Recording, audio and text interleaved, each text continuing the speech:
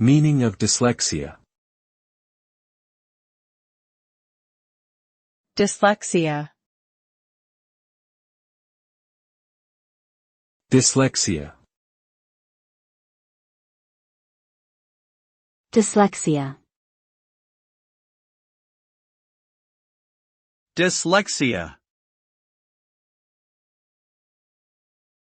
Dyslexia is a neurological condition that affects a person's ability to read, write, spell and sometimes speak.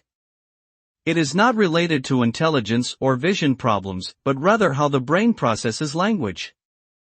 Dyslexia can result in difficulty with phonological processing, which is the ability to identify and manipulate sounds in words. This can make it challenging for individuals with dyslexia to recognize and decode words accurately. It may also affect reading comprehension and writing skills. Early identification and intervention can significantly improve outcomes for individuals with dyslexia.